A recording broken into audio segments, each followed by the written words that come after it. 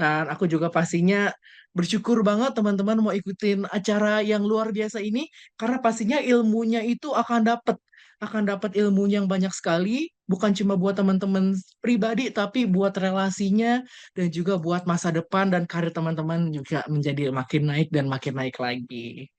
Oke, sekarang tanpa lama-lama lagi, sepertinya kakak-kakak dan teman-teman sekalian juga sudah nggak sabar untuk sama-sama mengikuti acara ini. Dan aku mau memperkenalkan dulu untuk pembicara kita pada pagi hari ini. Wah, kayaknya udah pada gak asing semuanya karena mungkin kita udah pernah melihat sosok beliau di TikTok, di Instagram, di sosial media kita, dan beliau juga sudah pernah masuk TV juga. Oleh karena itu, aku langsung panggilkan saja Kak Vina Mulyana. Halo Kak Vina, apa kabar Kak? Halo Samuel, kabar baik. Gimana teman-teman semua kabarnya? Sehat? Sehat semua? Sehat semua Sehat ya, teman-teman? Sehat Alhamdulillah. semua, Alhamdulillah Kak. Nah, teman-teman, sedikit informasi aku mau sampaikan tentang Kavina ini. Karena Kavina ini merupakan seorang profesional karir di BUMN dan juga konten kreator edukasi di sosial media. Dan beliau ini telah lebih dari 7 tahun pengalaman di BUMN dan juga swasta, bidang people, culture, dan komunikasi. Kavina ini telah menyelesaikan gelar magisternya di bidang komunikasi pada tahun 2017 dengan beasiswa penuh dan lulus sebagai sarjana sains pada tahun 2014. Nah, karena hasratnya yang besar pada bidang pengembangan manusia, membawa Kavina untuk berkarya di sosial media demi mewujudkan keinginannya untuk membantu orang-orang dengan bimbingan karir dan juga pengembangan diri dengan cara yang paling aplikatif. Nah, hal ini juga ia lakukan sambil tetap bekerja penuh waktu sebagai HR senior di BUMN. Kavina ini sendiri juga membuat konten sejak tahun 2021 ya, Kak ya, dan berhasil menarik 4 juta followers di TikTok dan 300.000 followers lebih di Instagram. Dan berkat karya-karyanya nih teman-teman ya, beliau masuk dalam daftar Forbes 30 Under 30 tahun 2022. Wah, keren banget. Dan juga beliau ini, Kavina, meraih penghargaan Best of Learning and Education di TikTok Awards Indonesia tahun 2021 dan Forbes Indonesia Digital Stars tahun 2022. Mungkin boleh kasih reaction tepuk tangannya untuk Kavina di sini karena mungkin gak kedengeran kalau kita tepuk tangan. Tapi wah, beliau hebat sekali. Oke, Kak Vina, kayaknya teman-teman di sini udah pada nggak sabar, Kak.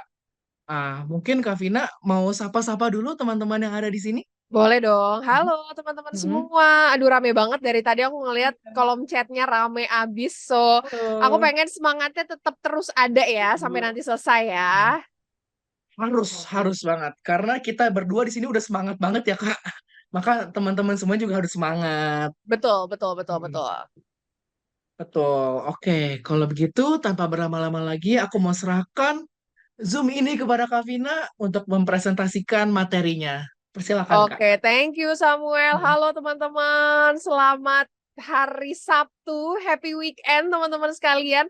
Sebelum mulai aku mau ngasih apresiasi sebesar-besarnya buat teman-teman yang ada di sini karena di weekend-weekend kayak gini teman-teman mau loh bangun pagi-pagi untuk bisa join webinar belajar. Hari Sabtunya dipakai buat belajar. So, keren banget. Aku mau kasih apresiasi setinggi-tingginya. Hai teman-teman, tadi kayaknya udah di absen ya teman-teman sini dari mana aja. Sekarang aku mau absen juga biar teman-teman juga makin semangat.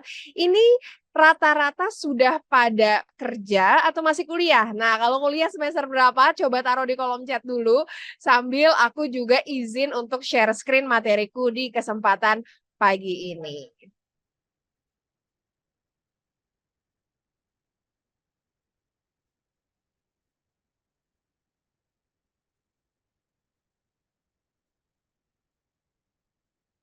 Oke, udah rame. Oke, oke, oke, oke, oke. Ini tadi ada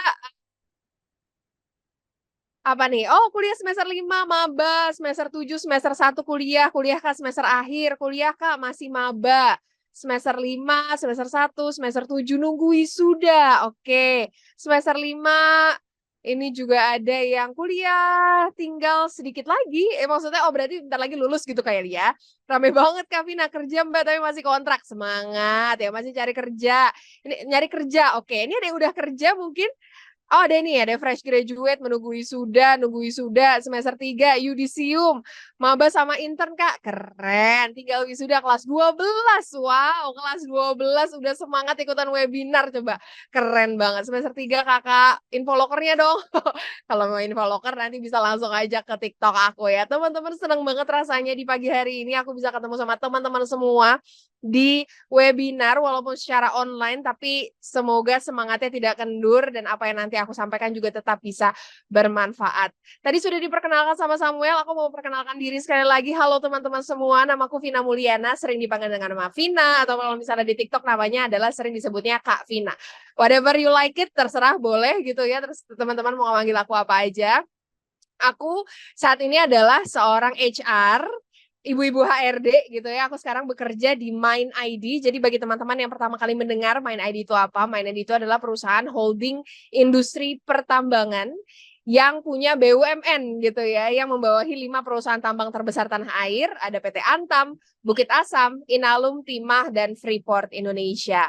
Selain itu, aku juga merupakan seorang konten kreator. Yes, jadi kalau misalnya teman-teman sering lihat muka aku mondar-mandir di FYP TikTok atau explore page Instagram, salam kenal ya teman-teman. Kalau pagi hari saya jadi ibu-ibu HRD, kalau malam saya jadi mbak-mbak CV. Yang suka ngebagiin tips dan trik soal dunia kerja, dunia profesional, di mana misinya satu, agar kemudian teman-teman nggak harus galau-galau lagi di media sosial urusan cari kerjaan. Nah, di kesempatan kali ini thank you banget buat Pradita University udah ngundang. Hari ini aku akan ngebahas soal 2 topik sebenarnya teman-teman. Aku akan ngebahas soal career preparation, apa aja kemudian yang teman-teman bisa persiapkan ketika teman-teman ingin berkarir gitu ya. Yang kedua adalah tentang rekrutmen proses, karena di sini kayaknya banyak yang fresh graduate, lagi mau cari kerja, lagi nunggu info loker gitu ya. Nanti aku akan spill juga apa saja kira-kira proses rekrutmen yang mostly teman-teman nanti akan alami atau hadapi ketika nanti bekerja dan masuk ke dunia profesional. Nah, teman-teman, aku sebelum masuk ke topik kayaknya senang banget kalau memulai presentasinya dengan sebuah cerita ya. Jadi seperti yang tadi sudah disampaikan sama Samuel, yes benar banget aku sudah berkarir dan juga sudah mencoba untuk menjalani 2 kehidupan, baik sebagai seorang ibu-ibu HRD dan juga sebagai seorang mbak-mbak CV gitu. Itu kurang lebih 2,5 tahun di TikTok dan juga Instagram. Nah, cerita uniknya adalah selama 2,5 tahun ini hampir nggak pernah DM Instagram atau DM TikTok itu sepi. Setiap harinya tuh aku bisa dapat puluhan DM dari teman-teman dari seluruh Indonesia mungkin ya. DM Instagram atau DM TikTok itu udah kayak posko pengaduan Kemenaker. Banyak banget curhatan gitu ya yang kemudian disampaikan yang menunggu kemudian aku bisa coba untuk kasih insight-nya di sana. Nah, tapi kemudian ada satu pertanyaan yang selalu berulang untuk ditanyakan dari tahun 2021 sampai sekarang. Pertanyaannya itu apa gitu ya. Jadi pertanyaannya itu kayak gini, Kak Vina, apa yang salah ya sebenarnya sama diri saya?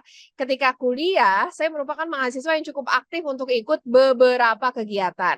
Saya juga cukup baik hubungannya sama dosen, saya juga memiliki IPK yang nggak jelek-jelek banget, dan saya juga bisa menjalani semua proses kuliah dengan lancar, alhamdulillah. Tapi kenapa ketika saya mencoba untuk melamar kerja, mau masuk ke dunia profesional, kok rasanya sulit banget bagi saya untuk mendapatkan pekerjaan yang sesuai. Salahnya tuh di mana sih? Nah, sebelum aku bahas kenapanya, coba teman-teman aku mau absen dulu di sini. Apakah ada yang pernah merasakan hal yang sama? Coba bisa raise hand atau bisa ketik di kolom chat bilang saya. Ada? Saya pernah Kak. Saya langsung caps lock gede banget tuh. Saya. Aku saya. Saya tuh kan. Berarti bukan sendirian gitu ya. Berarti banyak juga teman-teman yang merasakan hal yang sama. Pantas aja pertanyaan ini tuh selalu berulang ditanyakan ke saya. Nah, Akhirnya karena hal ini tuh terus-menerus berulang ditanyakan, aku mencoba untuk mencari tahu lebih dalam, lebih detail, ada apa sih yang terjadi sama dunia profesional sekarang gitu ya. Dan ternyata ketemulah aku sama satu data yang dirilis sama Badan Pusat Statistik tahun 2022. Apa datanya? Jadi seperti yang kita tahu, total populasi Indonesia sekarang itu udah lebih dari 270 juta jiwa. Dan teman-teman harus tahu bahwa di asumsikan dan diproyeksikan di tahun 2050 Indonesia ini juga akan menjadi salah satu negara dengan angkatan kerja nomor 5 terbanyak di dunia. Berarti potensinya sangat-sangat besar ya, sangat banyak usia produktifnya. Tapi hal ini bukan tanpa tantangan. Tantangannya apa, Kak Vina? Tantangannya adalah masih didominasinya 91% dari angkatan kerja tersebut merupakan low and semi-skilled worker atau pekerja dengan skill kompetensi yang menengah hingga rendah. Hal ini juga diperparah quote on quote gitu ya dengan beberapa faktor lain.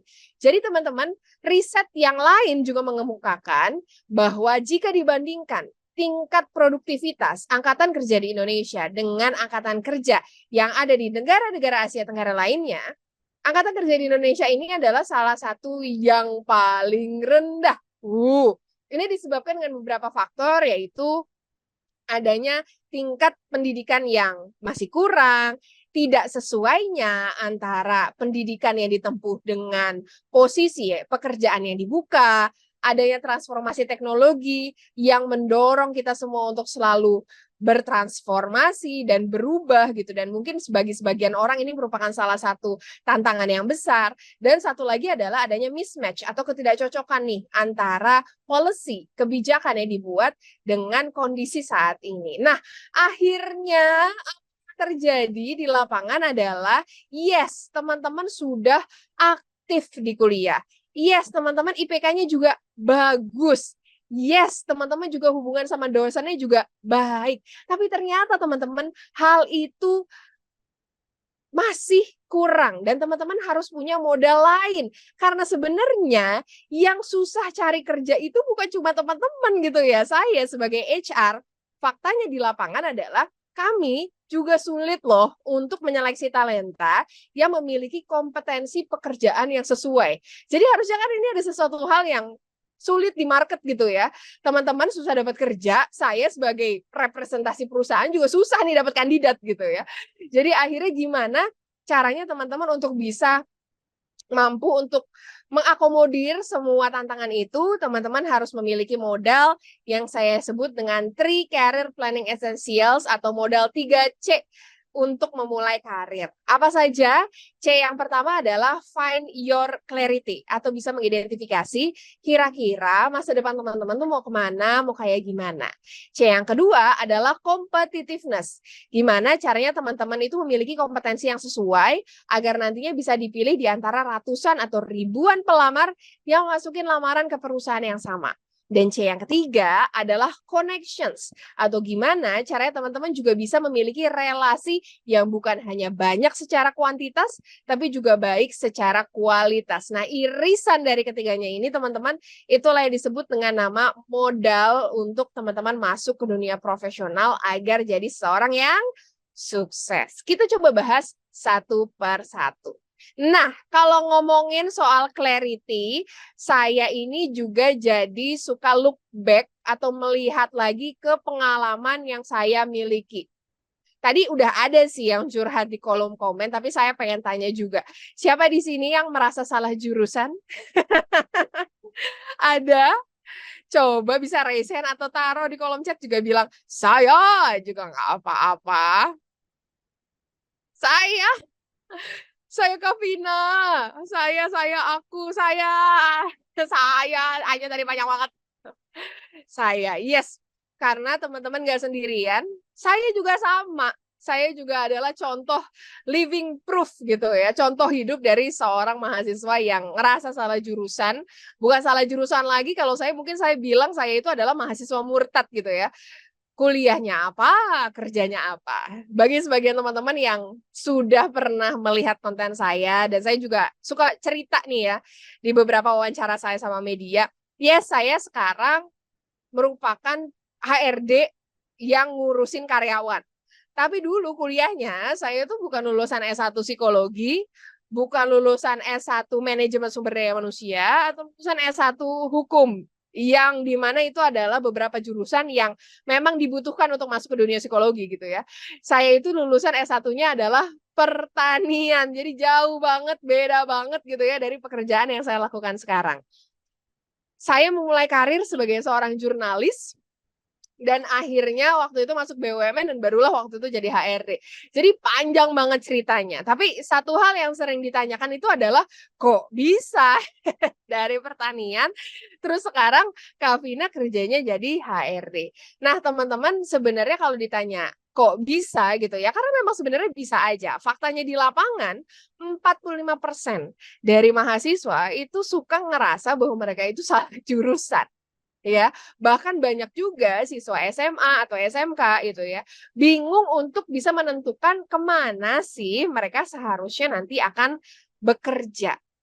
Nah, kalau sudah tahu kayak gini sebenarnya, saya selalu bilang di setiap kesempatan saya ada jadi pembicara, saya selalu bilang bahwa sebenarnya langkah pertama yang teman-teman harus lakukan itu bukan langsung buat CV atau bukan langsung untuk latihan wawancara kerja. Tapi langkah pertama yang waktu itu teman-teman harus lakukan itu adalah untuk menyisihkan waktu dan ngobrol sama diri teman-teman sendiri. Apa sih hal-hal yang sebenarnya teman-teman ingin lakukan? Waktu itu ketika saya sudah merasa, oh kayaknya ini merupakan jurusan yang kurang pas buat saya, dan saya sudah tahu bahwa saya memiliki keinginan untuk bekerja di dunia komunikasi dan sumber daya manusia. Akhirnya ketika semester 5, semester 6, saya coba menggali gitu dan coba untuk bisa mencari di mana sebaiknya saya berlabuh. Dan butuh waktu bagi saya untuk menemukan, oh kayaknya ini adalah pekerjaan yang paling pas untuk saya. Dan ini adalah hal yang juga teman-teman harus lakukan ketika kita ngomongin soal persiapan teman-teman masuk ke dunia kerja. Teman-teman harus untuk bisa menyisihkan waktu dan ngobrol sama diri teman-teman sendiri, apa sih hal-hal yang ingin teman-teman lakukan setelah teman-teman lulus. Kak, tapi kan ngobrol sama diri sendiri itu tuh susah banget, dan kita juga kadang-kadang nggak tahu kita tuh maunya apa. Bener, makanya daripada teman-teman bingung sendiri, teman-teman juga bisa coba untuk ngajak ngobrol orang-orang terdekat, seperti keluarga, kerabat, teman yang teman-teman percaya gitu ya, untuk bisa mendapatkan insight kira-kira dari kompetensi, dari pengalaman, dari keinginan, minat yang teman-teman miliki, apa sih sebenarnya bidang yang paling pas untuk teman-teman masuki sebagai jenjang karir impian di masa yang akan datang. Nah, C yang kedua adalah competitiveness, atau gimana caranya teman-teman memiliki kompetensi yang sesuai agar nantinya teman-teman bisa dipilih di antara ratusan atau ribuan pelamar yang masukin lamaran ke perusahaan yang sama, agar teman-teman bisa enhancing your marketability kalau bahasa Inggrisnya. Gimana caranya?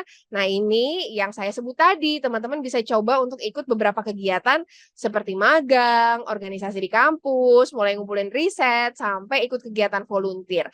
Hal-hal ini sepertinya terasa biasa-biasa aja, tapi justru disinilah sebenarnya teman-teman bisa belajar banyak soal hard skill dan soft skill.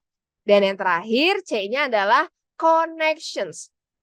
Atau gimana caranya teman-teman juga bisa memiliki relasi yang bukan hanya banyak secara kuantitas, tapi juga bagus secara kualitas. Karena yang teman-teman lihat di slide sekarang, ini adalah peribahasa yang sangat saya suka.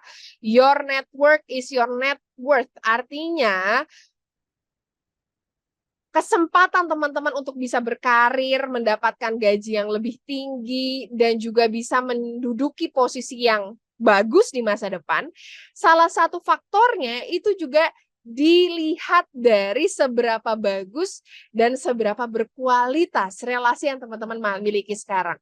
Jadi kalau misalnya sekarang teman-teman di Zoom ini udah ada 270 partisipan, coba deh di scroll satu-satu. Teman-teman udah ada yang kenal belum ya satu sama lain? Kalau misalnya belum kenal, bisa coba kenalan.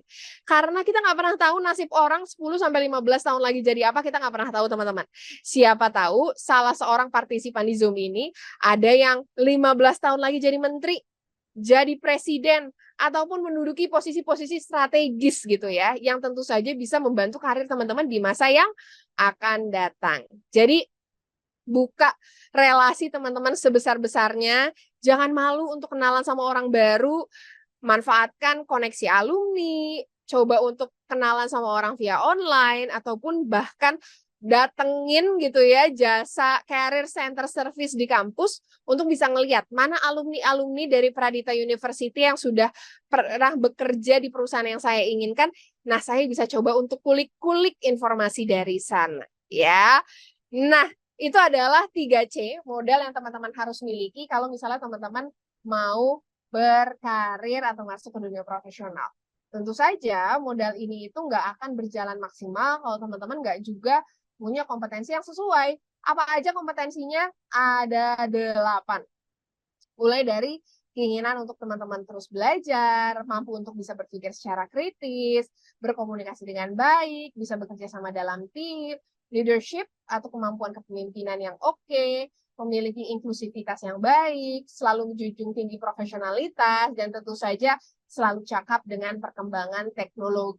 Aku tahu di sini banyak dari teman-teman juga yang masih lulusan S1 atau masih bingung gitu ya mau ngelanjutin kemana. Aku mau ngasih tahu juga bahwa di Pradita University juga ada sebenarnya program S2, dan aku sebenarnya merekomendasikan teman-teman juga bisa, kalau misalnya masih bingung, bisa coba juga gitu ya untuk lanjut, karena dari lanjut S2 itu biasanya teman-teman juga bisa honing atau bisa memiliki 8 skill ini dengan lebih baik. Nah, itu tadi soal apa saja yang teman-teman harus persiapkan ketika teman-teman berkarir. Nah, sekarang aku juga mau ngejelasin apa saja sih proses rekrutmen yang biasanya teman-teman lakukan dan bagaimana caranya teman-teman bisa mantap gitu ya untuk masuk ke dunia profesional dan ikut proses rekrutmen tersebut. Nah, kalau teman-teman masuk ke perusahaan swasta gitu ya, biasanya rekrutmen prosesnya itu adalah seperti ini.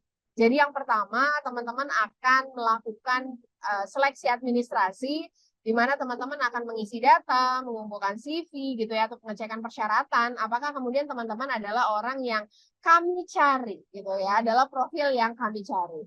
Selanjutnya, tentu saja teman-teman juga akan mewawancara atau ikut proses wawancara yang di mana wawancara ini nggak sekali, biasa teman-teman bisa sekali, bisa 2 kali gitu ya, di mana wawancara ini dilakukan oleh user, HR, atau direksi, dilakukan untuk mengetahui lebih detail mengenai kandidat yang sedang melamar di posisi tersebut. Dan terakhir, kalau misalnya teman-teman sudah lolos, dari 2 proses ini, teman-teman bisa untuk ikut proses onboarding gitu atau masuk kerjaan. Nah, tahapan rekrutmen ini juga bisa beda-beda gitu ya, tergantung dari perusahaan yang teman-teman melamar. Jadi jangan lupa untuk melakukan riset sebelum teman-teman ngelamar. Nah, yang kedua, kalau kemudian teman-teman ingin ikut atau masuk ke rekrutmen perusahaan afiliasi pemerintah seperti BUMN, BUMD gitu ya, biasanya memang proses rekrutmennya lebih panjang. Bukan hanya 3 kayak tadi, proses rekrutmennya bisa lebih panjang seperti ada tes administrasi, habis itu kemudian teman-teman biasanya harus diminta untuk ikut tes yang kita sebut dengan nama aptitude test atau psikotes gitu ya. Nah, setelahnya ada beberapa yang kalau misalnya teman-teman masuk ke jalur MT atau management trainee, teman-teman masuk ke forum group discussion, habis itu baru wawancara, habis itu baru medical check up gitu ya. Wawancaranya juga nggak sekali, bisa 2 kali, 3 kali, sampai ke tingkat direksi sampai teman-teman proses onboarding. Jadi memang kalau teman-teman mau melamar ke perusahaan yang berafiliasi pemerintah, seperti BUMD, BUMN gitu ya, atau lembaga negara, satu saran saya adalah cukup sabar ya, karena biasanya prosesnya akan lebih panjang. Banyak juga yang nanya, Kak, tesnya tuh apa aja sih sebenarnya? Ini adalah beberapa referensi tes kalau teman-teman kemudian ingin masuk ke BUMN tentunya ya. Tapi kalau dari saya sebenarnya gimana caranya teman-teman itu bisa lolos tes ini, yang pertama jangan terlalu overthinking, yang kedua banyakin latihan. Jadi teman-teman bisa ke toko buku, beli aja buku-buku kayak buku-buku persiapan psikotes gitu ya, atau persiapan TPA atau TPS. Semakin banyak kemudian teman-teman mengerjakan soal tersebut, biasanya teman-teman akan semakin mudah untuk masuk ke perusahaan. Nah, satu hal yang teman-teman harus ketahui ya, kalau misalnya kita bicara soal proses rekrutmen adalah, saya selalu bilang kalau proses rekrutmen itu kayak teman-teman lagi PDKT sama gebetan. Siapa di sini kalau yang lagi PDKT sama gebetan suka ngepoin medsosnya doi? Bukan hanya pakai second account, tapi pakai third account, fourth account, fifth account, sixth account, ada kah? Langsung kayak saya Kak. Saya ini adalah harus melakukan background check yang lebih detail ya. Yes, karena saya juga teman-teman, kalau saya tuh lagi pengen untuk bisa tahu tentang seorang yang saya suka, pasti saya tuh pengen banget untuk ngeliatin dia lebih detail gitu ya. Nah, sebenarnya teman-teman, prosesnya itu harusnya sama kalau teman-teman juga pengen ngelamar ke sebuah perusahaan. Tapi sayangnya, para pelamar utamanya fresh graduate atau profesional muda, itu sering mengabaikan hal-hal ini. Mereka cenderung untuk buat satu CV, di mana satu CV tersebut dilempar ke semua perusahaan. Kalau diibaratkan, itu tuh nggak kayak teman-teman lagi PDKT lewat DM kalau kayak gitu ceritanya. Tapi kayak teman-teman PDKT-nya lewat toa masjid gitu, jadi tidak efektif dan efisien. Jadi kuncinya kalau teman-teman lagi melamar kerja adalah yang pertama, teman-teman nggak bisa untuk treat atau memperlakukan setiap perusahaan itu sama. Karena setiap perusahaan itu punya values, nilainya masing-masing gitu ya. Jadi pastikan kalau teman-teman buat CV, CV-nya itu harus disesuaikan dengan posisi yang ingin teman-teman lamar, CV-nya itu juga harus profesional gitu ya, dan biar lebih terlihat CV-nya juga harus menuliskan quantifiable result atau hasil dan dampak yang terukur dari apa yang teman-teman sudah pernah lakukan sebelumnya. Apa aja sih sebenarnya yang harus ada dalam CV? Sebenarnya nggak ada spesifik layout, tapi kalau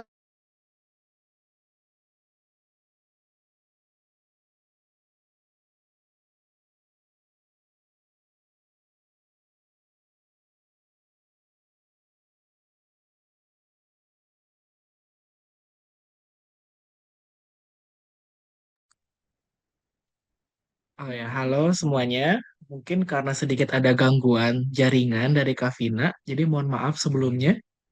Jadi mari kita sama-sama tunggu Kavina untuk join lagi. Tidak ada suaranya. Apakah sekarang saya sudah terdengar suaranya? Sudah. Oke. Nah, jadi mohon sorry maaf banget sekali lagi, Kakak. Oh ya, sudah kembali Kavina. sudah kembali ya. Sorry tadi kayaknya ada Oh telepon ya. masuk jadi keputus. Aku lanjutin ya. Oh iya, nggak apa. Silakan Kak, silakan lanjut. Oke teman-teman, jadi tadi sampai sini ya. Jadi misalnya nih teman-teman mau ngelamar di BNI gitu ya, eh, program Officer Development Program gitu ya. Dan kita baca sama-sama sebenarnya persyaratannya itu apa sih. Yang pertama S1 dari S2 dari Universitas Reputable, bahasa Inggrisnya baik, mengerti tentang international business, belum menikah, dan tidak ada keluarga yang sekarang kerja aktif di BNI. Nah, dari requirements atau persyaratan ini, sebenarnya teman-teman bisa garis bawahi beberapa. Yang saya garis bawahi ini, teman-teman, itu yang disebut dengan nama kata kunci. Seperti international business, gitu ya. Terus belum menikah, tidak ada keluarga yang kerja aktif di BNI. Dari kemudian, kata kunci ini, barulah teman-teman bisa menurunkannya dalam CV. Misalnya dalam bagian profile summary atau deskripsi singkat. Jadi misalnya ditulis kayak gini, fresh graduate dari Pradita University misalnya, majoring in international business. Lihat, ini international business gitu ya, di sini juga international business. Jadi satu gitu ya. Top academic achievement, organized goal driven, passionate working as a business development in financial institution. Sekarang saya tanya, BNI ini financial institution kan? Financial institution. Ting, dua gitu ya. Terus belum menikah dan tidak ada keluarga yang kerja aktif di BNI dan ini semua dia tulis pakai bahasa Inggris. Jadi requirement nomor dua ini juga sama tiga. Jadi itu caranya kemudian teman-teman mempersonalisasikan gimana sebuah CV itu bisa sesuai sama deskripsi kebutuhan yang diinginkan oleh perusahaan. Nah, selain CV, teman-teman juga harus punya LinkedIn. Ada satu video saya yang cukup rame kemarin ya, yang ketika saya bilang bahwa yang namanya recruiter itu selalu melakukan background check. Salah satu background check yang kemudian dilihat itu adalah jejak digital. Nah, seringnya teman-teman yang kita lihat dari jejak digital itu bukan medsos sebenarnya, tapi LinkedIn. Jadi bagi teman-teman yang sekarang belum punya LinkedIn, coba deh teman-teman bisa coba untuk buat LinkedIn-nya. Dan kalau yang udah punya, coba bisa juga untuk bisa melengkapi. Karena riset dari LinkedIn-nya sendiri, mereka yang punya profil LinkedIn dan bisa melengkapinya, itu bisa memiliki 40 kali kesempatan untuk bisa mendapat tawaran pekerjaan. Wow. Jadi jangan main-main ya kalau kemudian teman-teman membrandingkan diri sendiri di dunia digital. Dan ini adalah beberapa hal yang saya rekomendasikan teman-teman harus ada dan lengkapi di profil LinkedIn-nya teman-teman. Nah, tadi soal CV, saya juga bahas soal LinkedIn, sekarang wawancara kerja. Ada tipsnya, ada triknya Kak Vina? Tentu saja ada ya. Gampang aja, triknya adalah 3P. Karena biasanya teman-teman itu akan nggak sekali nih wawancara. Seperti yang tadi saya sampaikan. Bisa ada wawancara HR interview, ada wawancara sama user, ada juga sampai wawancara sama direktur langsung atau posisi yang cukup senior. Gimana caranya? Coba untuk bisa 3P, yaitu prepare, yang kedua practice, yang ketiga presence. Apa saja yang harus di-prepare atau persiapkan?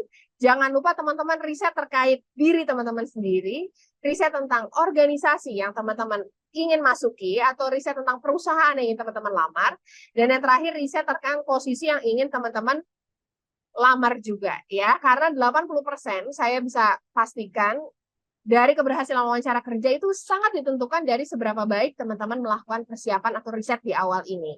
Yang kedua, jangan remehkan juga bagaimana cara teman-teman berpenampilan ketika wawancara kerja. Karena sebagian besar komunikasi itu terjadinya secara non-verbal, bukan verbal. Bukan dari kata-kata yang teman-teman sampaikan, tapi dari cara teman-teman menyampaikannya. Jadi, penampilan juga jadi salah satu faktor yang teman-teman harus lihat. Tahu bagaimana cara mempresentasikan diri ketika wawancara. Tahu pakai baju yang sesuai seperti apa, seperti budaya yang ada di perusahaan tersebut. Dan banyak-banyak latihan. Teman-teman, di TikTok saya itu udah buat lebih dari 600 video yang teman-teman bisa akses secara gratis tanpa bayar terkait wawancara kerja, CV, atau persiapan. Jadi bagi teman-teman di sini yang belum follow TikToknya saya gitu ya, teman-teman bisa coba cek dan coba follow karena follow itu gratis. Setiap harinya saya berkomitmen untuk selalu bisa sharing gitu ya, apa saja yang teman-teman bisa lakukan untuk bisa membuat diri teman-teman lebih siap. Terutama soal latihan ini karena ada beberapa tipe wawancara kerja seperti personal interview questions, behavior based question, atau hypothetical question yang saya juga banyak bahas di TikTok. Nah, gimana caranya sebenarnya akhirnya teman-teman untuk bisa mempersiapkan diri dan lolos dari proses rekrutmen ini? Kuncinya adalah tadi 3C. Masih ingat nggak apa aja? Yang pertama adalah clarity, yang kedua connections, dan yang ketiga adalah competitiveness. Dan jangan lupa lengkapi diri teman-teman dengan kompetensi yang sesuai. Ngelamar kerja itu kayak teman-teman lagi cari jodoh. Jadi kalau mau buat CV, CV-nya harus sesuai dengan apa yang perusahaan cari dan jangan lupa dipersonalisasi. Dan kuncinya sukses wawancara kerja adalah 3P, banyak-banyak prepare dan riset, banyak-banyak praktis atau latihan, dan jangan lupa memperlihatkan presence atau tampilan yang paling baik. Itu saja, saya kembalikan lagi ke Samuel. Oke, baik. Terima kasih untuk Kak Vina buat presentasinya. Dan jujur tadi waktu aku lihat presentasinya, aku juga amazed banget. Wah, di sini juga dijelasin jelas bagaimana cara tips and triknya, bagaimana cara kita step by stepnya, bahkan dikasih tahu loh sama Kak Vina tadi cara menyusun CV yang benar gimana dan cara latihan-latihannya gimana, dan keren banget. Dan juga mungkin teman-teman, aku mau informasikan sekali lagi, nanti di akhir akan ada giveaway, jadi pastikan untuk kakak-kakak dan teman-teman semuanya jangan meninggalkan room Zoom terlebih dahulu, karena nanti akan ada giveaway berupa GoPay untuk 3 orang pemenang. Jadi pastikan untuk kakak-kakak semuanya di sini jangan meninggalkan Zoom terlebih dahulu sampai acara ini selesai. Dan juga jangan lupa absensi, karena sertifikat akan diberikan lewat absensi. Dan juga tadi Kak Vina udah sempat mention nih, kalau di Pradita University itu juga ada S2.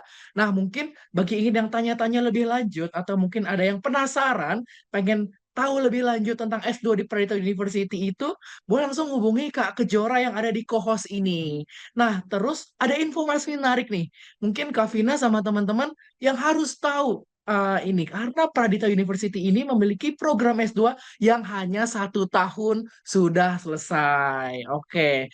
Nah, tanpa berlama-lama lagi, kita mau langsung lanjut ke sesi berikutnya. Kita mau talk show santai bareng sama Kavina. Nah, tapi setelah talk show, kita akan ada sesi Q&A atau question and answer. Jadi untuk kakak-kakak dan teman-teman yang ingin bertanya langsung kepada Kavina, boleh langsung menuliskan pertanyaannya di kolom chat. Nanti untuk pertanyaan yang terpilih akan saya panggilkan namanya, bisa bertanya langsung dengan Kavina. Oke, kalau gitu aku mau ngobrol-ngobrol dulu sama Kavina sambil teman-teman mendengarkan dan juga mempersiapkan pertanyaan yang terbaiknya. Oke, Kavina, aku ada pertanyaan nih, Kak. Ngomong-ngomong, tadi Kavina udah sempat bahas tentang S2 juga. Aku Ya. pengen nanya, bener gak sih Kak, kalau misalkan program studi S2 itu bisa untuk menambah kita memperkuat relasi atau connection yang telah Kakak sebutkan pada materi sebelumnya, Kak? Bener banget. Apalagi kalau misalnya kemudian teman-teman itu bukan dari jurusan yang linear ya. Jadi kalau dari pengalaman yang aku punya, Sam, pengalaman yang saya punya, jadi seperti yang tadi saya cerita gitu ya, S1 saya itu kan memang sangat tidak linear dengan bidang pekerjaan yang ingin aku ambil. Nah, S2 ini gitu sangat membantu saya waktu itu untuk bisa bukan hanya memahami ilmu dasar dari bidang yang ingin saya tempuh, tapi juga memperluas relasi di bidang yang saya inginkan gitu. Jadi waktu itu saya memang sedang kerja di bidang komunikasi dan waktu itu saya juga ambil S2-nya di bidang komunikasi begitu ya. Jadi akhirnya lewat itu saya merasa sangat terbantu sekali gitu ya untuk ya perjalanan profesional saya gitu. Jadi saya bisa ketemu relasi yang lebih banyak, mereka juga sedikit banyak bisa membantu karir profesional saya dan secara kapasitas ilmu atau latar belakang yang saya miliki, S2 ini juga bisa membantu saya untuk mengetahui sesuatu dengan lebih dalam sih. Dan jadi satu hal yang sampai sekarang alhamdulillah nggak pernah saya sesali untuk bisa mengambil S2 waktu itu. Oke, jadi memang benar ini mengonfirmasi tentang materi kakak sebelumnya juga ya. Apalagi untuk dari jurusan yang mungkin bukan linear gitu. Jadi bisa menambah koneksi dan juga relasi yang lebih banyak lagi gitu, Kak. Nah, terus kalau menurut Kak Vina, aku yakin sih ini pasti jawabannya iya, tapi aku pengen denger jawaban langsung dari Kak Vina dan juga penjelasannya. Kalau misalkan menurut Kak Vina sendiri nih, apakah investasi waktu dan juga uang selama kita berkuliah di S2 itu akan menghasilkan pengembalian investasi yang positif, Kak? Iya, jadi teman-teman satu hal yang belum sempat aku mention ya di presentasiku tadi adalah ketika teman-teman berkarir, teman-teman kan tidak melihat yang namanya karir itu sebagai perjalanan singkat ya. Itu bukan sebuah perjalanan yang cuma 1-2 tahun aja. Kerja itu tuh atau bekerja, berkarir itu bisa menghabiskan hampir setengah usia teman-teman hidup di dunia ini. Jadi hampir 30 tahun, mungkin 35 tahun gitu. Dan ada kalanya ketika nanti teman-teman berkarir itu, teman-teman itu akan masuk ke posisi yang lebih tinggi. Ya dong, masa kita masuknya ke level staff, pensiunnya level staff juga. Kan enggak, pengennya kan nanti bisa jadi supervisor, habis naik jadi supervisor jadi manajer, jadi senior manager, jadi VP, jadi senior VP, sampai level direktur. Ya dong, kita semua pasti pengen jenjang karir yang terus menanjak tadi. Nah, satu rahasia yang kemudian tadi belum sempat saya sampaikan dalam presentasi saya adalah ketika teman-teman ingin masuk ke jenjang karir menengah, yaitu di level manager, senior manager, atau level VP, senior VP, ada beberapa perusahaan atau ada beberapa institusi gitu ya yang mengharuskan teman-teman itu untuk bisa punya pendidikan lanjutan. Jadi untuk bisa teman-teman dipertimbangkan promosi, salah satu persyaratannya adalah teman-teman juga merupakan lulusan S2 gitu. Jadi kalau misalnya tadi Samuel bertanya, apakah nanti pengembaliannya itu bisa sangat banyak? Bukan pengembalian lagi, Sam. Menurut saya S2 ini juga bisa mempengaruhi jenjang karir teman-teman di masa yang akan datang. Karena ada juga beberapa kandidat yang sangat baik, sangat bagus gitu ya. Tapi karena kemudian dia belum masuk level S2 atau dia nggak pernah ngambil sertifikasi sebelumnya ketika dia berkarir, akhirnya hal tersebut yang membuat karirnya atau dia tidak dipertimbangkan gitu ke level promosi. Gitu kira-kira Samuel. Oke, baik, Kak. Jadi untuk S2 itu berguna banget ya, Kak, ya, untuk jenjang karir kita berikutnya. Karena kalau misalkan kita ingin posisi yang lebih tinggi lagi, maka dibutuhkan juga pendidikan tambahan yang lebih tinggi juga pastinya Kak ya. Oke, pertanyaan berikutnya nih Kak. Pertanyaan berikutnya dari aku ini. Apa sih saran untuk orang-orang atau mungkin untuk teman-teman yang ada di sini nih gitu, yang ingin mengejar gelar S2 untuk meningkatkan prospek karir mereka? Ada saran nggak? Teman-teman, balik lagi ke pernyataan awal saya soal berkarir ya. Hal pertama saya yang teman-teman harus lakukan sebelum teman-teman mengambil langkah apapun adalah coba untuk refleksi diri. Jadi teman-teman juga harus tahu gitu ya. Nanti setelah teman-teman lulus S1, teman-teman itu memandang hidup teman-teman itu seperti apa? Apakah nanti ingin berkarir di korporat? Apakah kemudian nanti ingin jadi pengusaha? Apakah nanti ingin jadi dosen dan lain sebagainya? Karena dari pilihan hidup tersebut pada akhirnya nanti akan berpengaruh juga ke pilihan apakah saya ingin mengambil S2 atau tidak dan jurusan S2 apa yang ingin saya ambil gitu. Karena kalau misalnya S1-nya tadi sudah tidak linear gitu ya seperti saya sangat rekomendasikan jurusan S2 teman-teman tuh memang yang linear dan teman-teman butuhkan di pekerjaan teman-teman saat ini. Karena kalau misalnya nanti juga tidak linear, agak sangat sulit sebenarnya teman-teman bisa beradaptasi atau mengimplementasikan ilmu tersebut di kehidupan sehari-hari. Jadi gunakan waktu untuk refleksi diri gitu ya. Dan setelah itu baru teman-teman pilih kira-kira jurusan S2 apa yang ingin teman-teman lakukan. Karena jangan sampai gitu ketika nanti udah S2, S2-nya juga yang dimana teman-teman cuma ngambil-ngambil aja, terus kemudian hanya membuang-buang atau mengisi waktu luang. Nah, itu adalah sesuatu yang saya sangat tidak inginkan gitu ya. Saya teman-teman harus memiliki pertimbangan yang cukup dalam dan cukup matang terkait hal ini. Dan tadi kalau soal pertanyaannya soal S2 gitu ya, yes ini memiliki segudang manfaat sebenarnya untuk perjalanan karir juga teman-teman ke depannya. Tapi bagi teman-teman kemudian yang juga memilih ingin berkarir di korporat, saya juga sangat sarankan bahwa teman-teman juga memiliki atau melengkapi perjalanan karir teman-teman bukan hanya dengan S2, tapi juga dengan pengalaman kerja yang cukup. Jadi kalau saya rekomendasikan, boleh nggak Kak ngambil S1 langsung S2? Ya boleh aja gitu ya. Tapi saya juga sangat rekomendasikan kalau teman-teman setelah lulus S1, bagi teman-teman yang mau bekerja korporat ya, teman-teman bisa coba untuk kerja 1-2 tahun dulu, habis itu teman-teman baru ngambil S2, agar teman-teman bisa lebih jejak gitu dalam memilih gitu, apa sih kemudian jurusan yang ingin teman-teman ambil, agar kemudian investasi teman-teman nanti di S2 itu tidak sia-sia. Gitu sih kalau dari saya. Oke, baik. Wah, jawabannya luar biasa banget nih Kak Vina.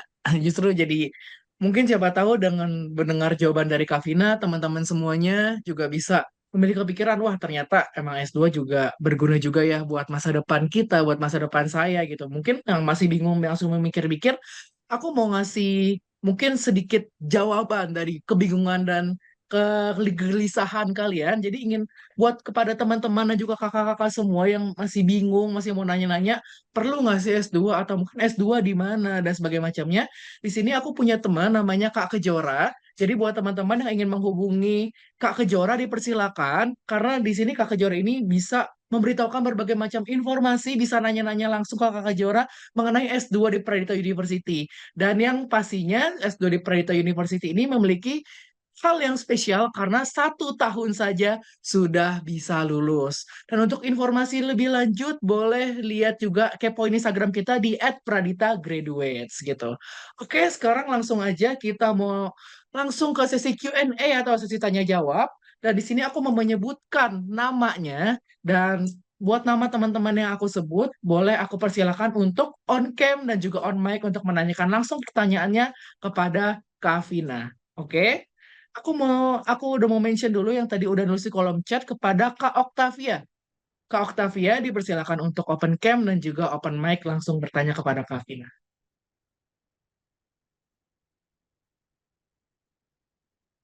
Ada Kak Octavia? Oke, baik. Halo, Kalau misalkan Kak mungkin Vina. Oh, ada? Oleh, silakan Kak Octavia. Mohon maaf sebelumnya tidak bisa on cam. Oke, baik, tidak mengapa. Silakan pertanyaannya, Kak. Eh, Kak, saya sebelumnya mau nanya, apa gunanya psikotes buat pekerjaan, buat pas wawancara? Sekian, terima kasih. Oke, baik. Terima kasih pertanyaannya Kak Octavia. Kak Vina, silakan. Apa gunanya psikotes untuk rekrutmen bekerja adalah dari sana kita jadi tahu bagaimana kecenderungan dan kepribadian teman-teman sendiri gitu. Karena sebenarnya psikotes itu adalah menilai dari kepribadiannya kita gitu. Dan kita sebenarnya dari hasil yang teman-teman isi jadi tahu apakah kemudian teman-teman ini orang yang pas secara kepribadian sebenarnya untuk mengisi posisi di sana.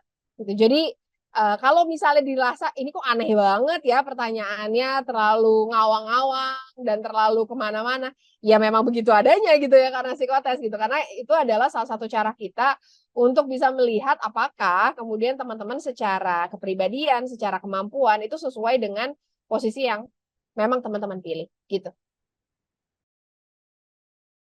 Oke, baik. Terima kasih atas jawabannya Kak Vina. Udah menjawab ya Kak Octavia ya.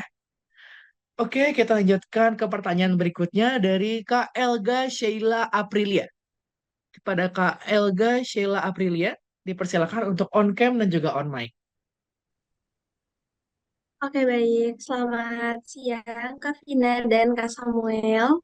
Izin untuk memperkenalkan diri, aku Elga Sheila Aprilia, mahasiswa semester 5 dari Universitas Siliwangi. Sebelumnya izin bertanya, Kak, terkait dengan pembuatan CV. Nah, saya itu memang tidak begitu banyak gitu loh mengikuti kegiatan-kegiatan di kampus. Namun memang saya sedang mengikuti salah satu organisasi di kampus. Nah, ketika saya ditunjuk misalnya menjadi moderator dan lain sebagainya, itu terkadang saya minder gitu dalam pembuatan CV-nya, karena kan biasanya CV tersebut ditampilkan. Tapi kadang saya bingung gitu, apa yang harus saya cantumkan di CV tersebut, sedangkan saya tidak banyak pengalaman yang saya ikuti. Mungkin itu pertanyaannya, terima kasih. Ya, terima kasih Elga pertanyaannya. Jadi sebenarnya kalau misalnya teman-teman tidak memiliki quote on quote pengalaman kayak organisasi, nggak pernah ikut volunteer gitu ya, tugas kuliah yang teman-teman pernah lakukan dan kerjakan selama mengenyam pendidikan di kampus itu juga bisa loh sebenarnya dimasukin ke CV dan masuk ke dalam sebuah pengalaman project gitu. Jadi jangan ngerasa, oh saya bisa masukin pengalaman organisasi aja gitu. Oh saya cuma bisa masukin pengalaman ketika saya ikut volunteer aja. Enggak, teman-teman. Yang namanya pengalaman itu maknanya tuh luas gitu ya. Jadi bagi teman-teman kemudian yang seperti tadi Elga tadi gitu ya, nggak punya nih Kak saya kupu-kupu misalnya kuliah pulang. Ya sudah, masukkan aja kira-kira tugas kuliah yang relevan dengan diri teman-teman gitu ya. Dan kemudian itu bisa masuk ke dalam project atau pengalaman teman-teman mengerjakan suatu tugas. Makanya ketika nanti kuliah terus ada tugas, jangan cuma nebeng aja ngerjain tugasnya gitu. Karena sebenarnya itu penting dan bisa teman-teman masukin juga ke dalam CV yang teman-teman buat. Baik, terima kasih. Jadi nggak cuma tentang itu juga, tentang organisasi atau itu juga, tapi untuk dari tugas-tugas pun juga bisa ya. Dari tugas kelompok, tugas mata kuliah, dan sebagainya macamnya itu juga bisa. Ada lagi proyek-proyek yang dilaksanakan di kampus. Oke, selanjutnya untuk Kakak Izam Febriansa. Izam Febriansa, boleh dipersilakan untuk on cam dan juga on mic.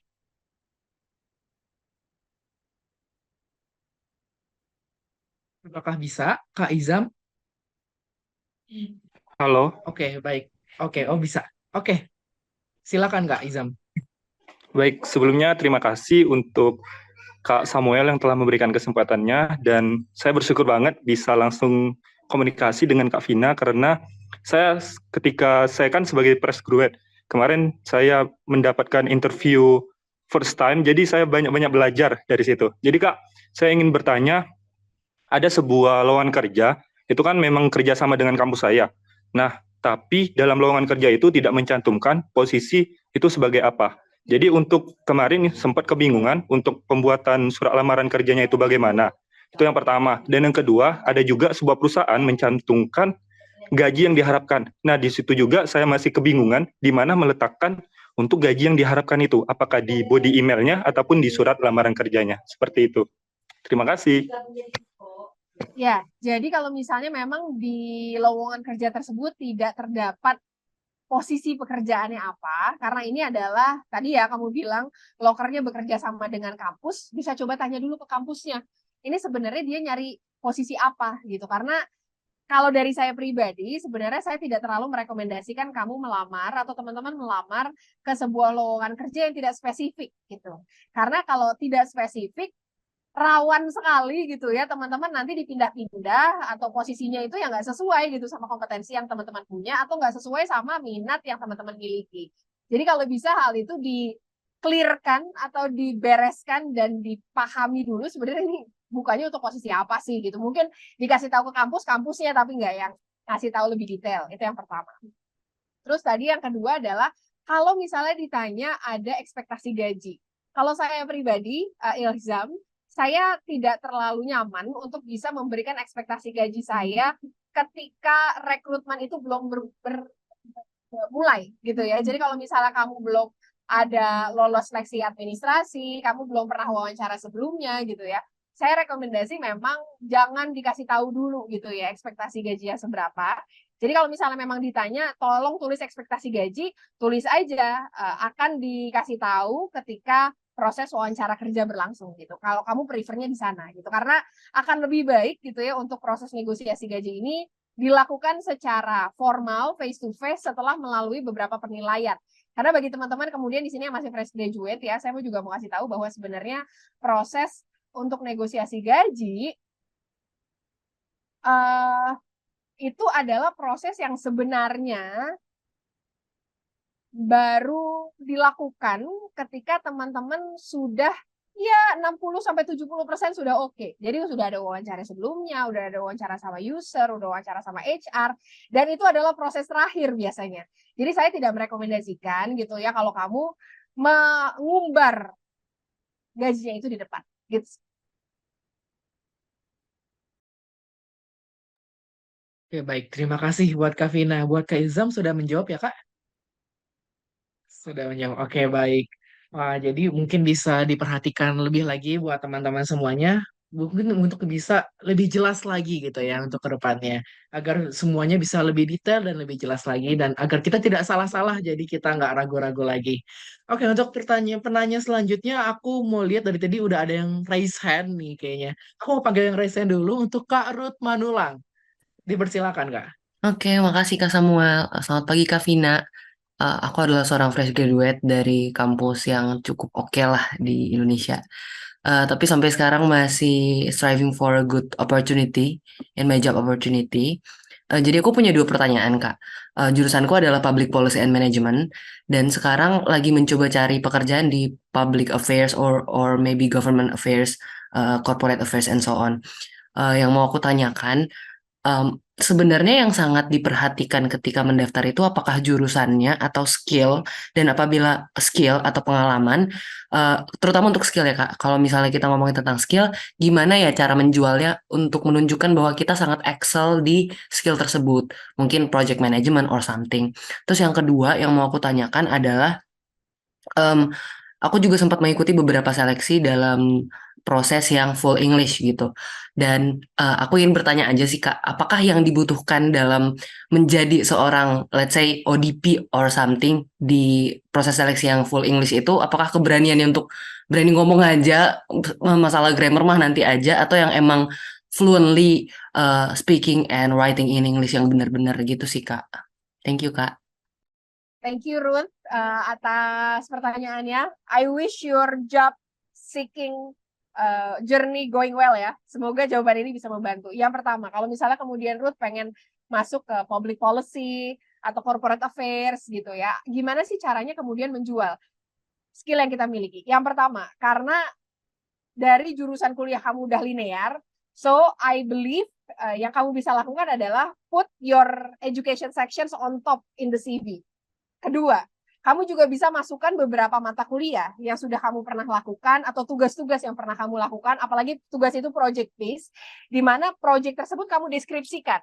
Jadi kalau saya sebagai HR, saya itu sukanya adalah show not tell gitu ya. Kalau misalnya ada kandidat yang masuk gitu, dia itu show aja, dia udah pernah ngapain, nggak cuman tell, as in verbally tell, oh saya itu bisa project management, oh saya itu bisa punya kemampuan komunikasi internal communication yang oke, saya itu bisa punya kemampuan coding yang oke. Everyone can do that. Tapi kemudian ketika kemudian teman-teman bisa ngasih tahu itu dalam project yang teman-teman lakukan, menceritakan itu dengan baik, tantangannya, gimana caranya kemudian kamu menghadapi tantangan itu. Itulah di mana kita bisa mengakses seberapa jauh kamu memiliki skill yang tadi yang kamu udah sampaikan. Jadi kalau misalnya let's say kamu masuk ke corporate affairs atau public affairs gitu, di mana skill negosiasi misalnya, itu jadi salah satu skill yang dibutuhkan, kasih tahu aja project di mana kamu menggunakan skill tersebut. Misalnya, kamu waktu itu jadi divisi sponsorship di kampus, nyari sponsor. Ceritain gimana ceritanya kamu itu bisa handle, let's say, bisa goal 100 juta gitu ya, dalam sponsor untuk ngebuat event yang dimana kamu itu menggunakan skill negosiasi tadi gitu. Jadi itu adalah hal-hal yang sebenarnya bisa kamu lakukan untuk menjual skill tadi secara tidak langsung. Yang dimana kami sebagai HR itu justru lebih prefer ke sana. Yang kedua, tadi Ruth juga udah ngikutin beberapa proses ODP gitu ya, MT, dan ada beberapa yang full English. Apakah kita cari orang yang fluent banget atau kita cari orang yang berani ngomong? Sebenarnya kalau ditanya soal fluency, yes, we are looking for someone yang secara kemampuan kapabilitas bahasa Inggrisnya nggak jelek-jelek banget gitu. Tapi bukan berarti kita juga nyari orang yang dia itu kemampuan bahasa Inggrisnya nggak jelek, tapi dia nggak berani ngomong gitu. Kalau saya pribadi, walaupun bahasa Inggris saya pas-pasan, saya akan mencoba untuk bisa tetap conveying my message. Jadi sebenarnya satu hal terpenting kalau misalnya kamu ada interview bahasa Inggris, kamu ada FGD dalam bahasa Inggris, atau apapun prosesnya dalam bahasa Inggris, yang terpenting itu adalah gimana caranya pesan yang ingin kamu sampaikan itu nyampe ke siapapun yang kamu sedang ajak bicara. Jadi nggak selalu itu soal grammar, nggak selalu itu soal fluency, mostly itu adalah soal keberanian dan bagaimana caranya teman-teman itu memaksa diri teman-teman untuk bisa menyampaikan dan tahu apa yang pesan yang ingin disampaikan. Karena most of the time, banyak juga gitu ya dari para interviewer yang conducting the interview in English, mereka juga bahasa Inggrisnya biasa-biasa aja sebenarnya, nggak se-fluent itu gitu. Mereka juga bukan native English speakers gitu. Jadi bagi teman-teman yang kemudian bahasa Inggrisnya pas-pasan, apa yang harus dilakukan? Yang pertama, berani untuk berbicara. Yang kedua, ya tentu saja latihan gitu ya. Jangan berani untuk ngomong aja tapi isinya nggak ada. Gitu aja sih.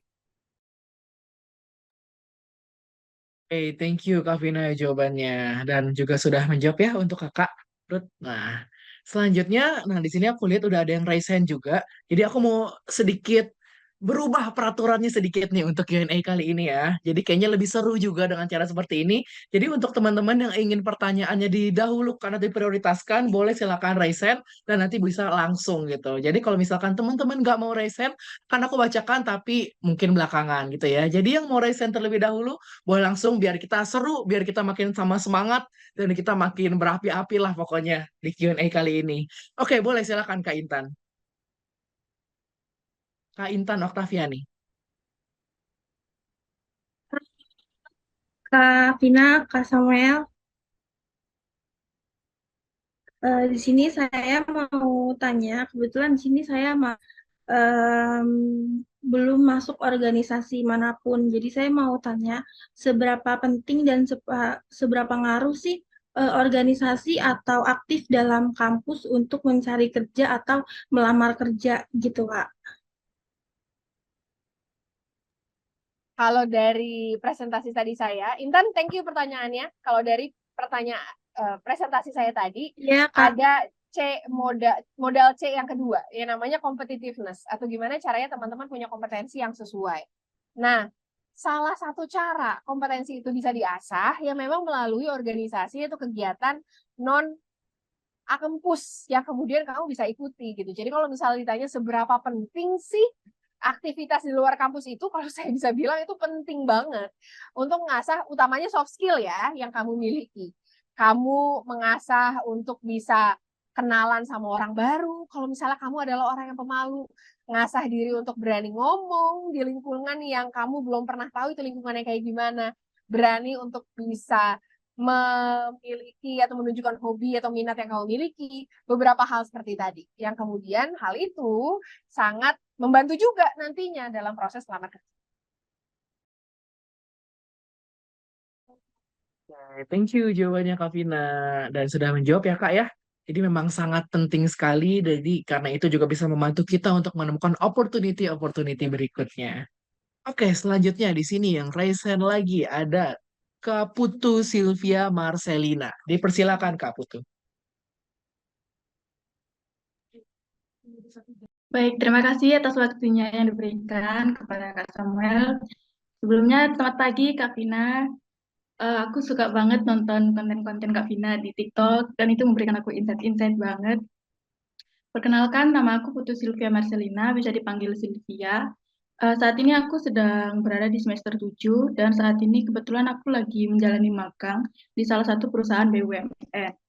Dan aku mau bertanya sih, menurut Kak Vina, karena memang aku berencana untuk lanjut kerja di sana juga. Nah, menurut Kak Vina, apakah itu merupakan peluang besar karena memang aku sudah berpengalaman magang di sana, atau memang kriterianya sama seperti eh, orang melamar pada umumnya, seperti itu aja sih Kak. Terima kasih.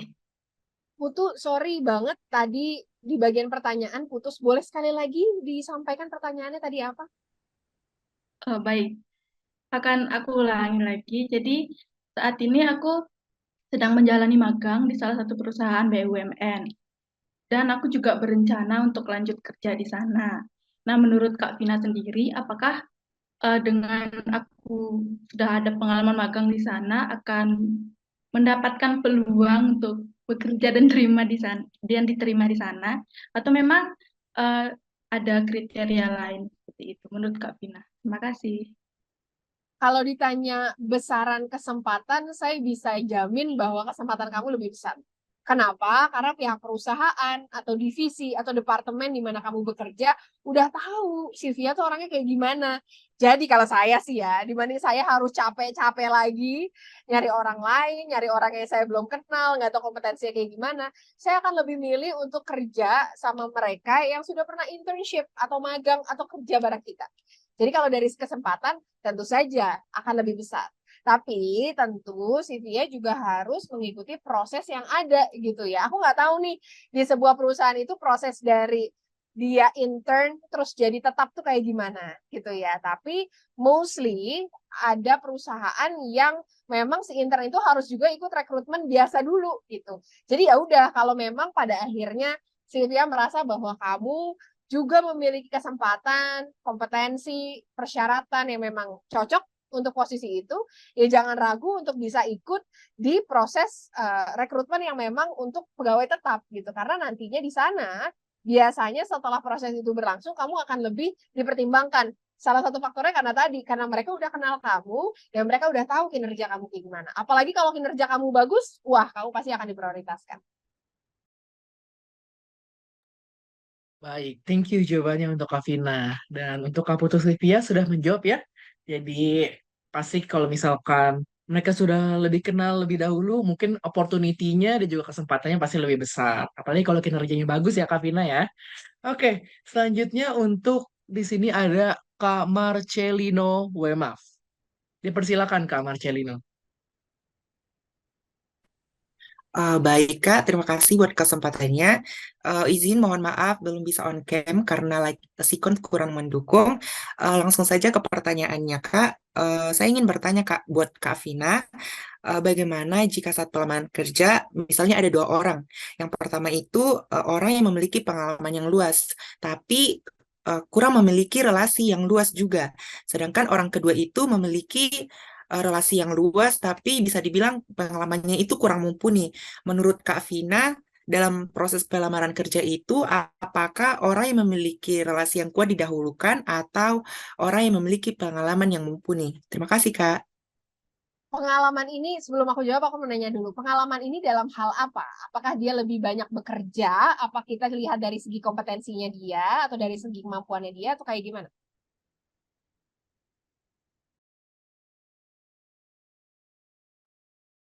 Halo, Marcelino.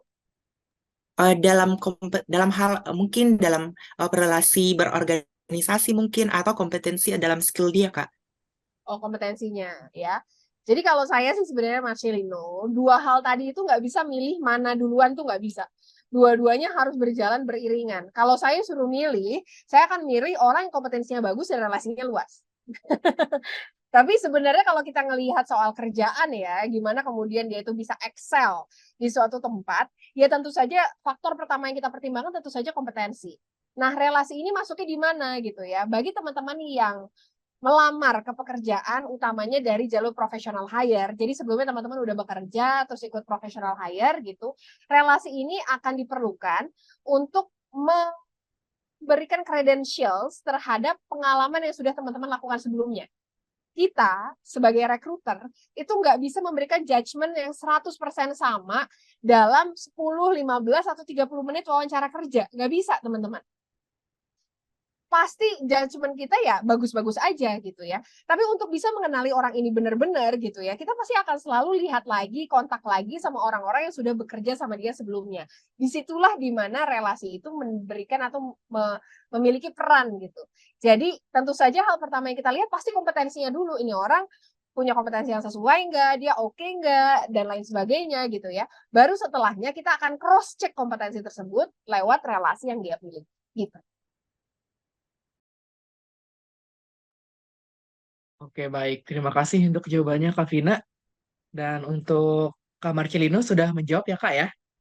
Oke, kalau begitu kita lanjutkan saja ke penanya berikutnya. Di sini aku ada Kak Nurul Amalia. Kepada Kak Nurul Amalia, persilakan. Halo, terima kasih Kak Samuel atas kesempatannya dan halo Kak Vina, akhirnya bisa ketemu walaupun via online.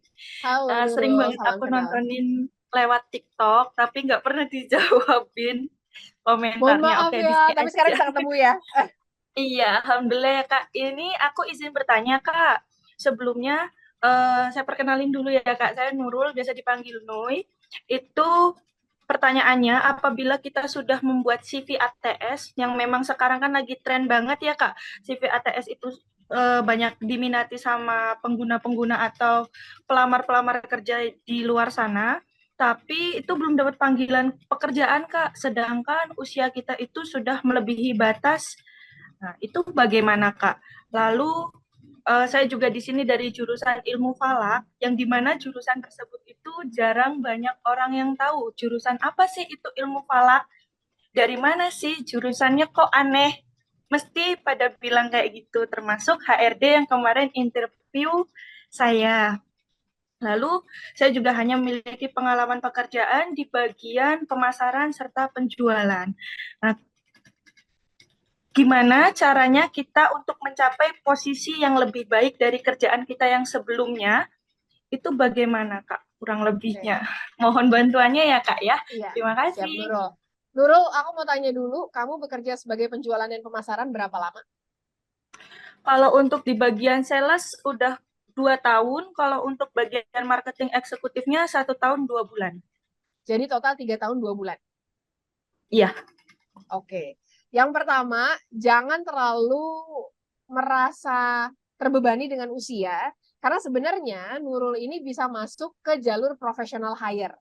Jadi sebenarnya teman-teman ini juga salah satu hal yang banyak banget ditanyakan sama saya, Kak, kenapa lowongan kerja di Indonesia itu selalu mencantumkan usia? Teman-teman, yang biasanya mencantumkan usia itu adalah lowongan untuk entry level atau level yang baru masuk.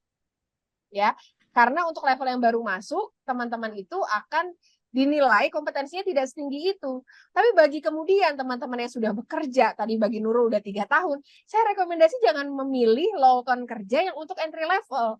Carilah yang untuk professional hire dan itu banyak sekali. Ya, yang dimana kemudian yang dia lihat itu adalah pengalaman kerja sebelumnya. Apalagi Nurul tadi sudah pernah di sales, pernah di marketing. Saya rekomendasi lowongan kerja selanjutnya juga pasti bisa sangat relevan di bidang sales dan marketing juga. Dimana kemudian kamu ngasih tahu bahwa yes, kerjaan saya sama jurusan saya memang beda jauh. Tapi secara kapabilitas saya udah bekerja di sini selama 3 tahun. Jadi kemampuan saya selama 3 tahun bekerja harusnya sudah bisa diperhitungkan. Gitu Nurul. Ya, jadi soal usia nggak usah terlalu pusing, carilah lowongan professional hire. Yang kedua, gimana ya Kak, saya udah bikin CV ATS, tapi kemudian CV-nya nggak dipanggil-panggil juga. Karena sebenarnya kalau kita ngomongin soal CV itu bukan hanya berhenti dari layout Nurul. Layoutnya memang bisa ATS, tapi yang kita lihat paling dalam itu adalah isinya. Makanya tadi ketika saya paparan, saya itu bisa kasih lihat dengan detail apa sih lowongan kerjanya. dan gimana kemudian kamu mengidentifikasi keyword atau kata kunci di lowongan kerja tersebut, dan kamu memasukkannya dalam CV yang kamu buat. Kalau kemudian Nurul menggunakan teknik seperti itu, menulis CV-nya, maupun CV-nya baik ITS ataupun nggak ITS, saya jamin pasti dipanggil. Karena pada akhirnya yang kita lihat atau rekruter lihat ketika membaca CV, ya keyword-keyword tadi. Dan keyword tadi juga harus ada dalam CV-nya, baik ATS maupun tidak ATS. Gitu. Oke, siap. Terima kasih Kak Vina. Baik, thank you Kak Vina dan juga thank you juga pertanyaannya Kak Nurul ya. Dan kita lanjut ke pertanyaan berikutnya. Di sini di layar aku ada yang namanya Mas Ria. Pada Kak Mas Ria, dipersilakan.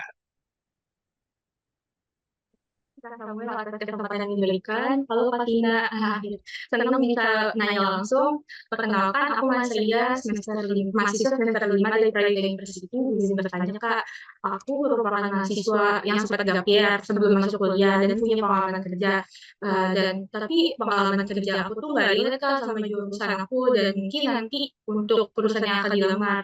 Nah, kira-kira pengalaman kerjanya itu tetap dicantumkan di CV atau tidak ya Kak? Terima kasih Kak.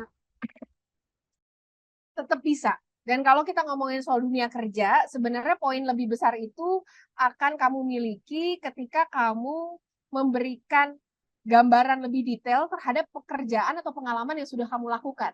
Jurusan bisa macam-macam dan banyak banget presidennya orang kerja di bidang yang nggak sama jurusannya.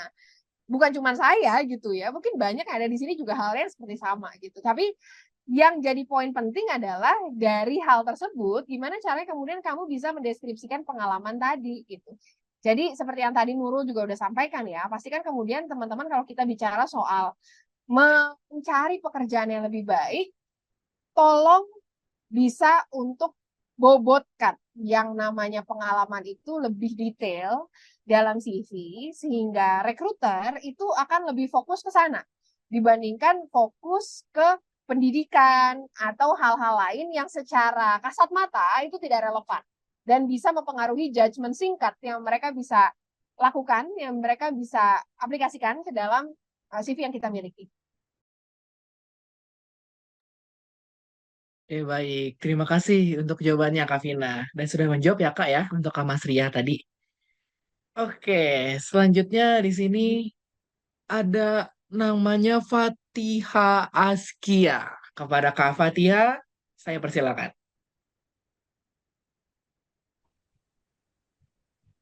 Halo Kak Vina, selamat siang Kak. Aku mau tanya nih Kak, saat ini kan aku kerja di perusahaan swasta kurang lebih udah 3 tahun. Nah, jadi aku tuh dari tahun lalu ini sudah apply ke perusahaan baru, tapi sampai sekarang belum ada yang lolos.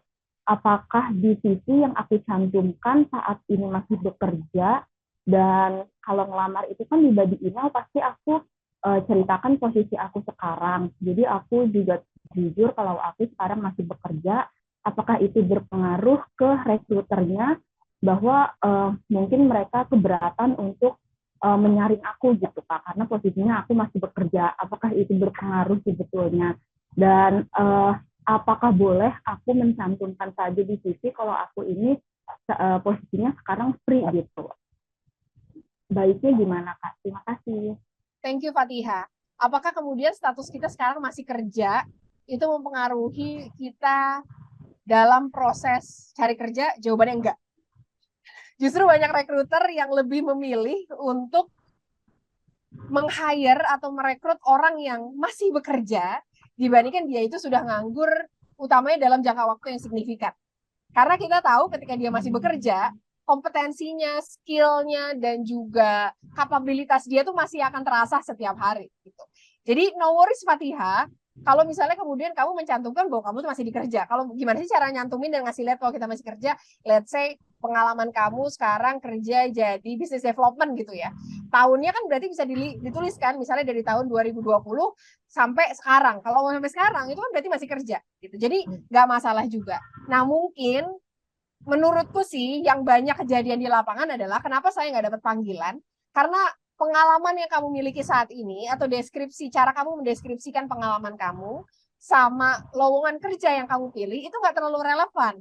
Sehingga dari rekruter juga ngerasa kayaknya kurang pas kalau misalnya saya memilih kamu untuk bisa mengisi posisi ini. Kira-kira kayak gitu sih. Makasih, Kak. Oke, baik. Thank you, Kak Vina, buat jawabannya. Sudah menjawab juga ya untuk Kak Fatia. Oke, selanjutnya di sini ada Rebecca Lisnawati. Kepada Kak Rebecca, silakan.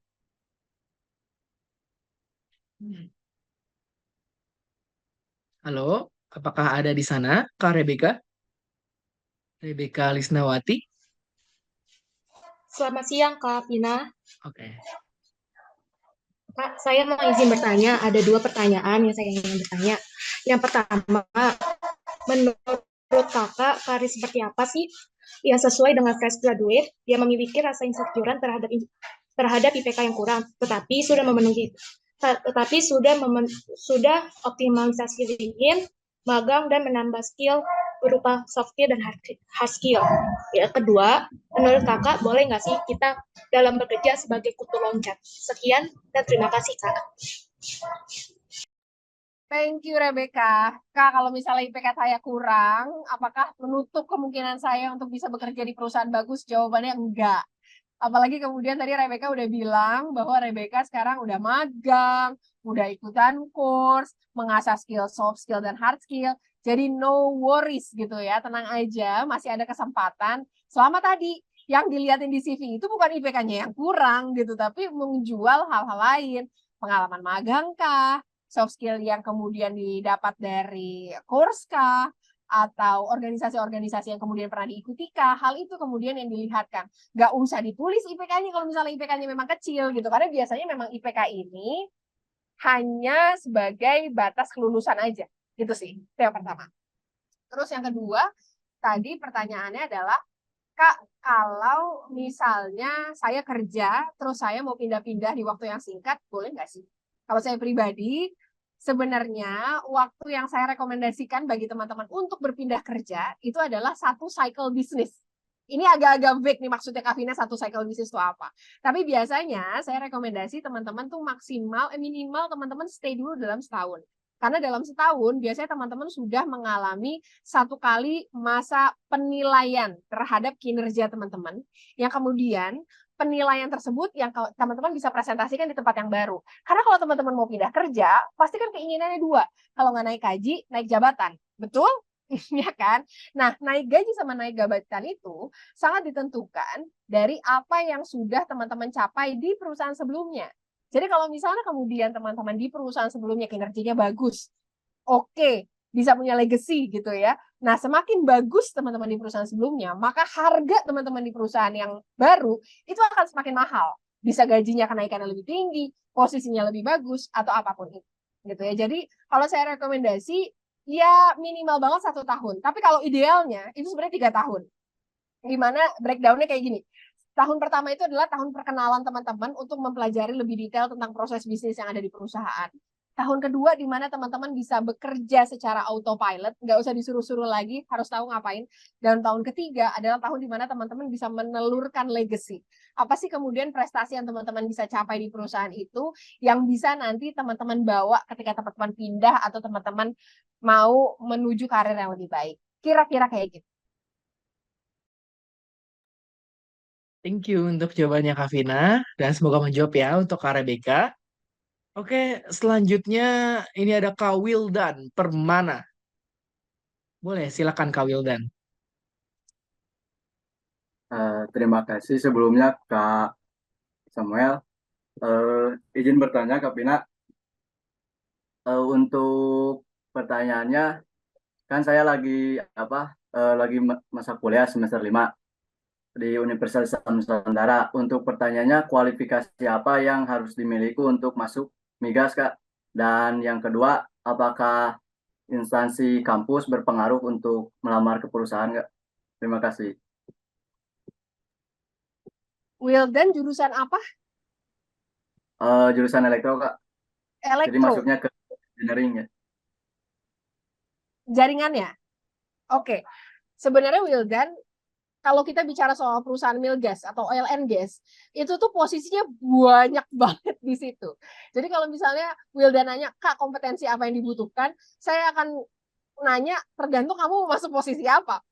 Kalau kamu kemudian masuk posisi HR, tentu beda banget. Kalau misalnya kamu masuk posisi engineering, kamu masuk ke posisi operasional, dan lain sebagainya.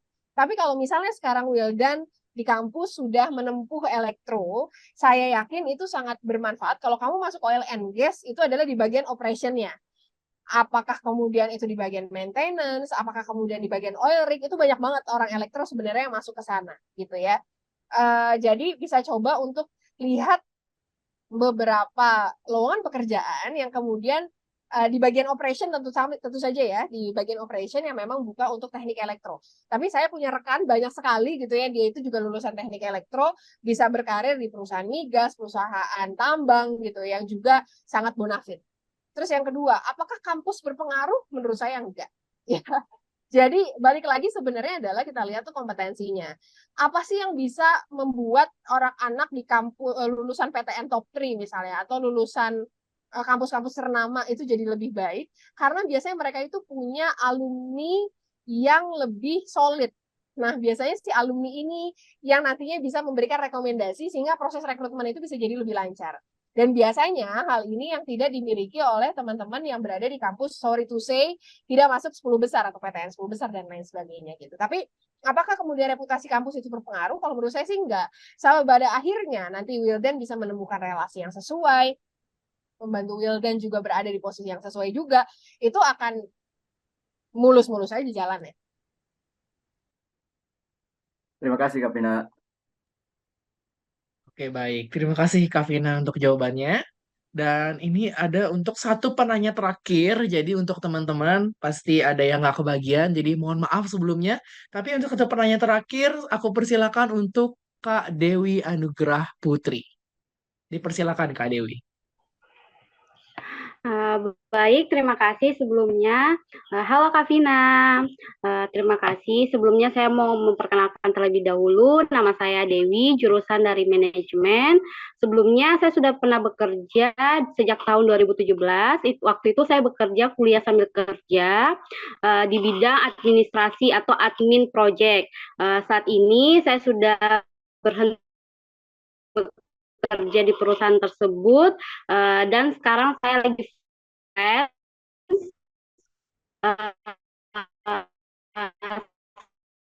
ingin saat ini ada trik atau skill yang harus saya kembangkan lagi atau ada tips yang lebih agar saya bisa lulus seleksi di perusahaan BUMN. Terima kasih.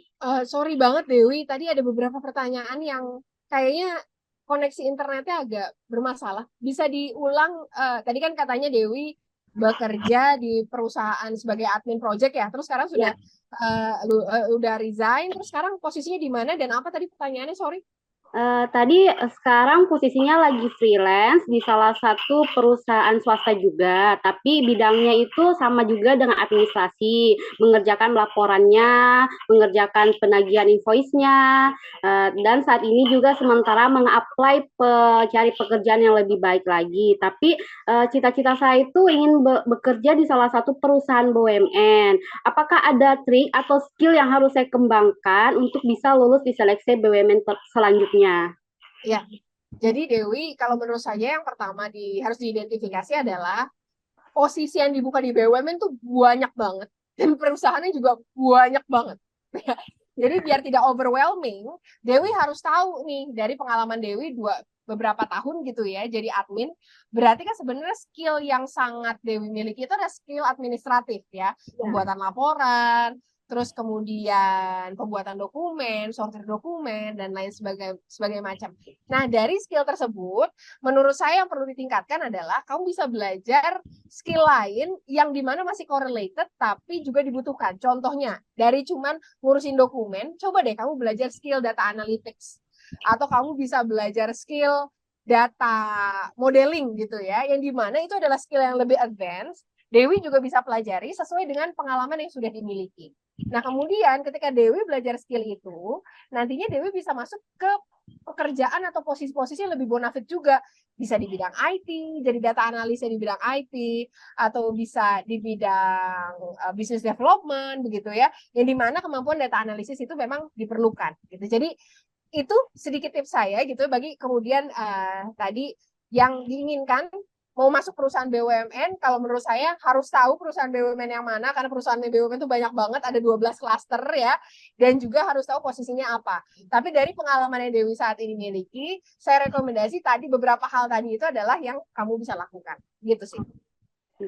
Baik, terima kasih Kak. Insya Allah saya bakal lebih belajar lagi untuk meningkatkan skill dan bisa ikut seleksi BUMN selanjutnya.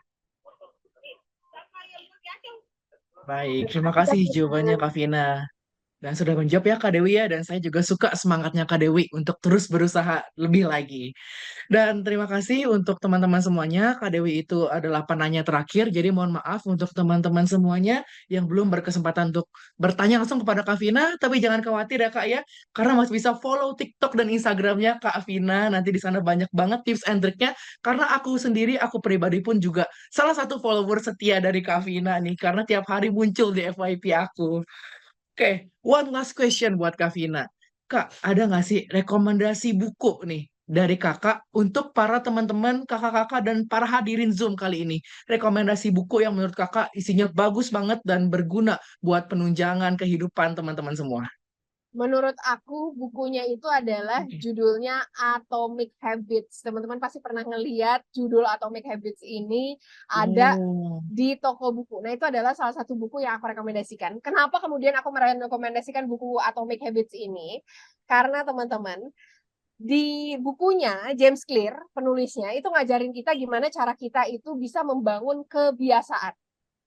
Semua orang ketika resolusi tahun baru, ketika pergantian bulan, setiap harinya, pasti selalu ngomong sama dirinya sendiri, gimana ya saya bisa membuat hari ini lebih produktif, membuat diri saya lebih baik. Tapi seringkali hal itu cuma sebatas ucapan. Karena yang mendasari dari ucapan dan kenyataan yang kita semua amini, itu adalah tindak tanduk kita, teman-teman. Dan itu bermula dari bagaimana cara kita melakukan atau membangun kebiasaan. Ketika kita bisa membangun kebiasaan yang sedikit demi sedikit, makanya namanya atomik ya. Atomik itu adalah sangat kecil, sangat mungil gitu ya. Sedikit demi sedikit kita itu bisa membangun kebiasaan. Efeknya itu eksponensial.